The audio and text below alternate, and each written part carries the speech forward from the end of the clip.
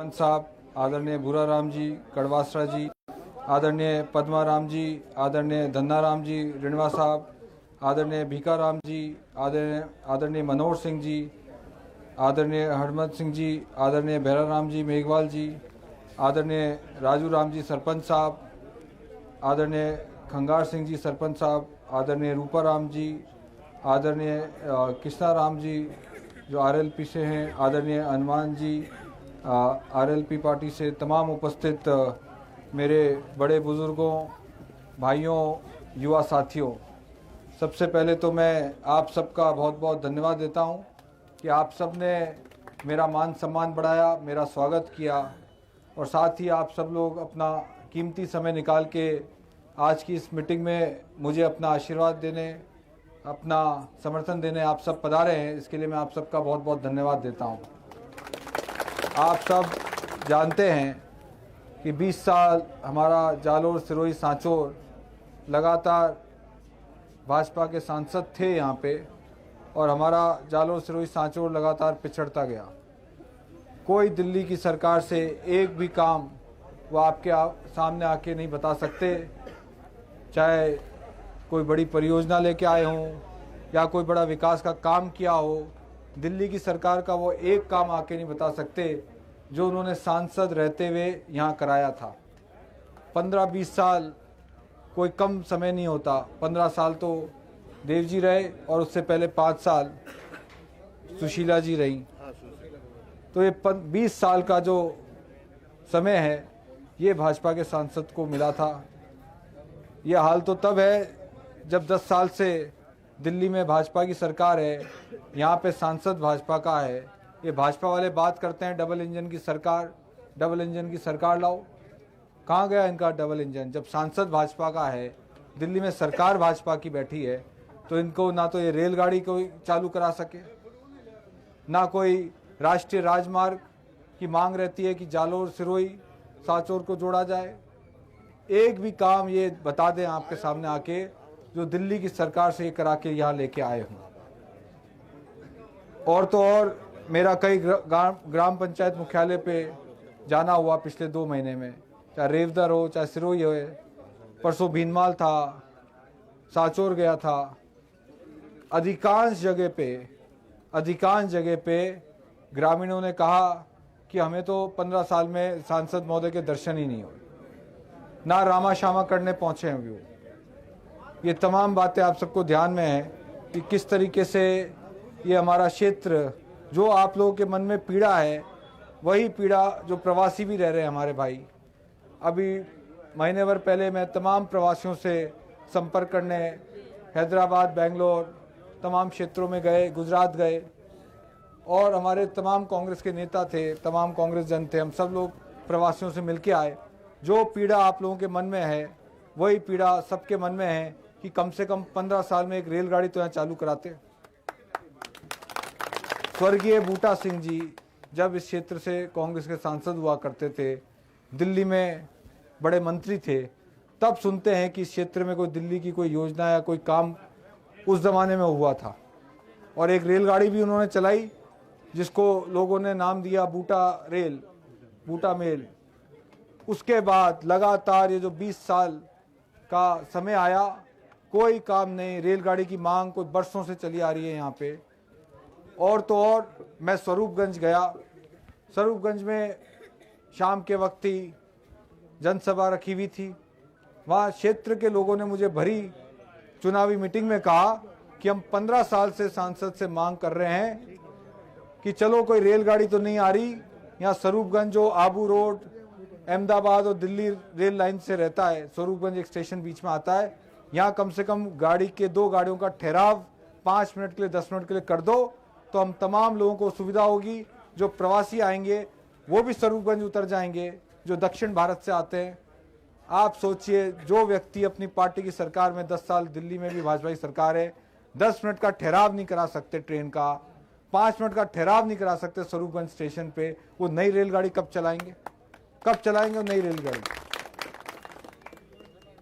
मैंने परसों अपना घोषणा पत्र आप सबके सामने रखा है। रानीवाड़ा में मैंने तमाम मीडिया के सामने, तमाम लोगों के सामने अपना घोषणा पत्र जारी किया कि आने वाले 5 साल में मैं इस क्षेत्र के लिए, इस पूरे जालोर सुरई सांचौर के लिए मेरा क्या संकल्प है, मैं किस दिशा में यहाँ पे इस क्षेत्र को आगे बढ़ाना चाहता हूँ।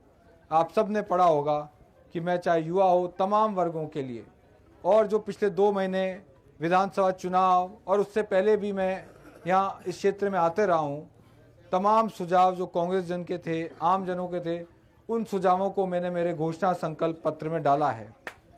मैंने कहा है कि मैं हर साल 2 बार युवाओं के रोजगार के लिए यहाँ पे रोजगार मेला लगाऊंगा।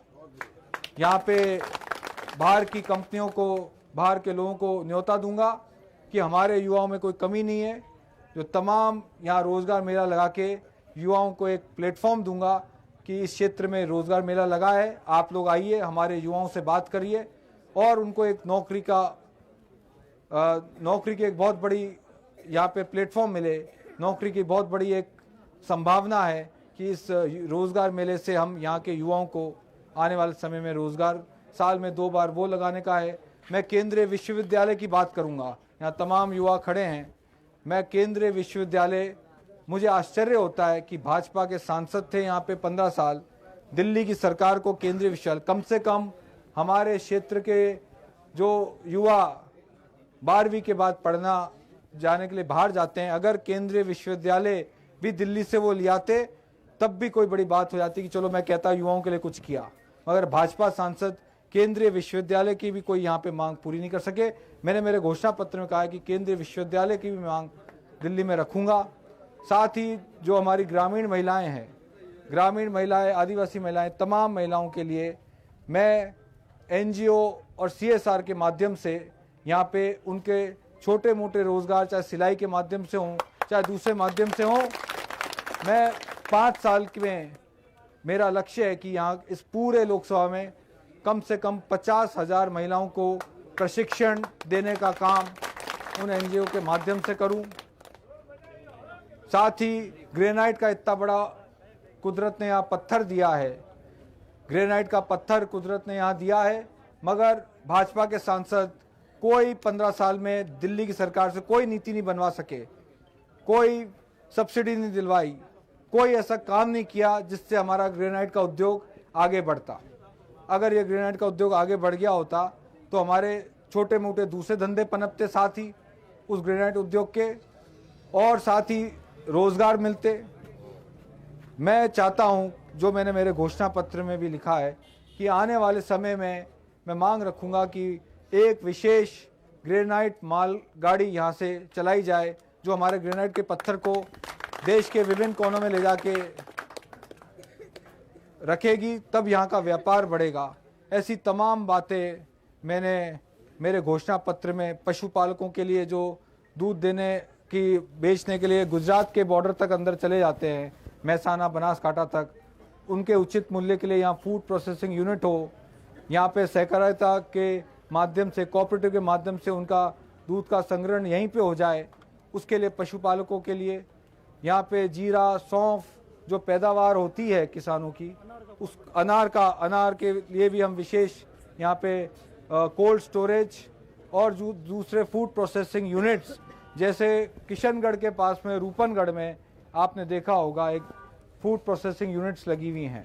हम चाहते हैं, और मेरे संकल्प पत्र में ये 5 साल में लिखा है मैंने, कि मैं बाहर की कंपनियों लाके यहाँ पे फूड प्रोसेसिंग यूनिट्स आने वाले समय में लगाऊं, ताकि हमारे किसान भाइयों को अब उनके पैदावार का उचित मूल्य मिले और ज़्यादा जगह उसकी मार्केटिंग हो सके। ये तमाम चीज़ें मैंने मेरे घोषणा पत्र में लिखी हैं, और भी तमाम वर्गों के लिए, तमाम समाजों के लिए, तमाम लोगों के लिए, चाहे व्यापारी हों, चाहे किसान हों, चाहे पशुपालक हों, चाहे युवा हैं, विद्यार्थी हैं, सबके लिए मैंने मेरे घोषणा पत्र में लिखा है कि आने वाले 5 साल में, और ये पहली बार है कि जब कोई लोकसभा उम्मीदवार इस लोकसभा क्षेत्र जालोर सुरई सांचौर की बात कर रहा हूँ मैं, कि पहली बार है इस क्षेत्र में किसी लोकसभा उम्मीदवार ने मतदान से पहले अपना संकल्प पत्र आप सबके सामने रखा है। आप सबके लिए किस दिशा में मैं आगे 5 साल काम करूंगा, ये मैंने बताया है। आप सब बुजुर्गों का आशीर्वाद रहे, आप सबका समर्थन रहे, आप सबका प्यार रहेगा तो आने वाले 5 साल में मैं मेरे संकल्प पत्र के माध्यम से आगे बढ़ूंगा। ये मैंने अपना कमिटमेंट आप लोगों के सामने दिया है।